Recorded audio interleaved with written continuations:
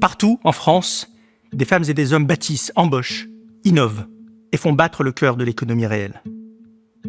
Ce sont les entrepreneurs. À l'origine, entreprendre signifiait prendre en main. Prendre en main sa vie, son destin, prendre en main aussi le destin des autres. Car entreprendre, ce n'est jamais seulement pour soi. C'est entreprendre pour sa famille, ses employés, son territoire. C'est se lever tôt le matin avec une idée, un courage, une envie. L'envie de faire. Aujourd'hui, entreprendre, c'est décider d'agir. C'est créer son propre emploi. C'est fonder son entreprise, quelle qu'en soit la forme. Auto-entreprise, SARL, SAS, association. Quelle qu'en soit la taille aussi. TPE, PME, ETI. On est entrepreneur quand on est plombier, boulanger, artisan, agriculteur, industriel, consultant, architecte, formateur, pharmacien, créateur de contenu, éditeur, patron de restaurant, d'hôtel, de start-up ou d'usine.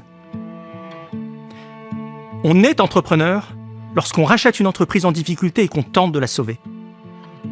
Derrière chaque vitrine, chaque hangar, chaque atelier, il y a des histoires de succès, mais aussi de sueur, de nuits blanches et de doutes.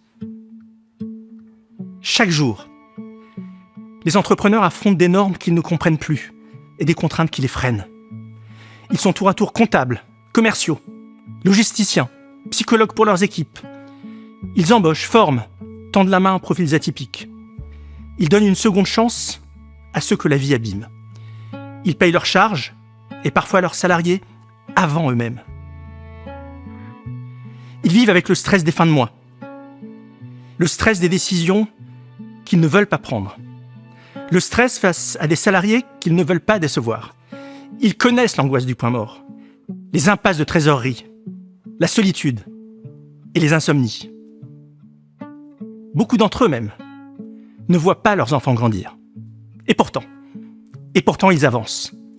Ils ne demandent aucun privilège, seulement la liberté d'agir et le droit de réussir. Ils sont la France qui crée, qui ose, qui bâtit, en silence.